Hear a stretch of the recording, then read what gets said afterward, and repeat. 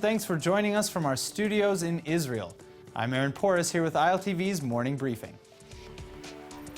Israel sent condolences to Russia following the subway bomb attack in St. Petersburg yesterday, killing 11 and injuring more than 50. Hours after the blast, Prime Minister Benjamin Netanyahu wrote, quote, "On behalf of the government of Israel, I send condolences to President Putin and to the families of those who were murdered following today's bombing on the St. Petersburg subway," end quote. In further solidarity with the victims of St. Petersburg, the city of Tel Aviv illuminated City Hall with the colors of the Russian national flag. Yesterday, a homemade bomb filled with shrapnel detonated on a moving subway car in the city of St. Petersburg while President Vladimir Putin was visiting St. Petersburg, his home city. A second, more powerful bomb was discovered at a nearby train station, but was later safely defused before it could be detonated. The attacks shut down the entire St. Petersburg subway system, and St. Petersburg is Russia's second largest city. Just hours ago, Kyrgyz security services claimed that the suspected bomber was a Russian citizen from Kyrgyzstan, and named him as 23-year-old Akbarjon Jalilov. Though more details are still unfolding, Jalilov is suspected of being connected with radical Islamic terror groups. In a surprise power play, imprisoned Fatah party member and convicted terrorist Marwan Barghouti is threatening Israeli jails with a wide-scale hunger strike if Israel doesn't meet his demands. According to Barghouti, the conditions under which Palestinian security prisoners live are unreasonable. He's allegedly presented the Israeli prison services with a list of demands, primarily focused on the prisoners' freedoms. Among the items on the list are allowing 2 visit permits to family members per month instead of 1, installing public telephones in every wing, free entry to visitors under 16 years old, and the removal of security restrictions on visitations. Barghouti's supporters, who will take part in the hunger strike beginning April 17th, allegedly include all of the nearly 3,000 Fatah prisoners in Israeli detention. Fatah is the party of the Palestinian Authority President Mahmoud Abbas, so it's surprising that even some Hamas members will participate in the strike.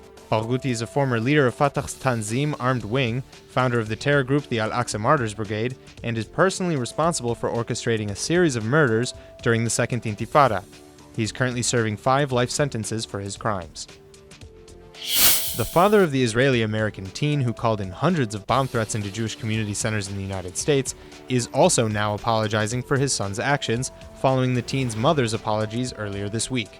Details of the case are under gag order, but according to the father speaking under pseudonym Eli to Channel 2 News, the 18-year-old, identified simply as M, was not acting out of malice or hatred, but rather that the motive was illness. These remarks are in line with the comments of M's mother, who said, quote, "Her son is not a criminal, but that he doesn't know what he's doing." According to the family's legal counsel, M, who has been diagnosed as autistic, was also suffering from a non-malignant tumor discovered in his brain. They claim it had an adverse effect on M's behavior, and that he could not be held responsible for his actions. M is facing charges of extortion, making threats, publishing false information, and sowing widespread fear and panic. He lives with his family in Ashkelon, who have been essentially cleared of suspected involvement. In his interview with Channel 2, M's father said, quote, "To all the Jews in America, I want to say clearly, we are very, very sorry from the bottom of our hearts. Very sorry," end quote. The state of Ohio is now set to purchase $61 million in Israel bonds. State of Ohio Treasurer Joss Mandel, in a statement made to the Cleveland Jewish News, was quoted yesterday as saying, quote, "First and foremost, we are making this investment because it's a good investment for the taxpayers of Ohio. Second, we are making this investment in an effort to combat the bigotry of the BDS movement. Third, we are making this investment to stand with the only country in the Middle East that shares American values," end quote. This latest purchase would be the single largest government purchase of Israeli bonds from the state of Ohio, and would mean that Ohio has more Israel bonds than any other United States governmental body. And it makes sense too. Every single Ohio treasurer has bought Israel bonds practically annually since 1993. Mandel himself purchased $50 million in Israel bonds just last April, and nearly $90 million over 2013 and 2014.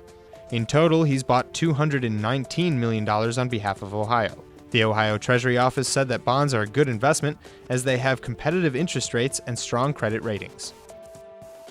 An amazing literacy program operated by Israel's Ministry of Education is celebrating today. The Maktabat al-Fanus, or Lantern Library program, is a program that sends 8 free Arabic language children's books per year to nearly 100,000 Israeli Arab children ages 3 to 5, and they just sent out their 2 millionth book. The books are sent to kindergarten and pre-K classrooms across the country, and if it's a public school, they get the books for free. Every month, the classroom receives a box with a copy of a book for every student, and 2 more for the classroom library. According to the program, by the time students reach first grade, they should have 24 Maktabat al-Fanus books. Fatma Kassem, the head of the Arab preschools in Israel's Ministry of Education, said that, quote, "This program is creating important change in Arab society. There is increased research that shows that exposure to reading from an early age helps later academic success, and that reading is also important for emotional development," end quote. For many of these children, the Maktabat al-Fanus books are among the only books they have at home. That's all for now. I'm Aaron Porras, and see you later with our main daily broadcast from Israel at 2 p.m. Eastern Time.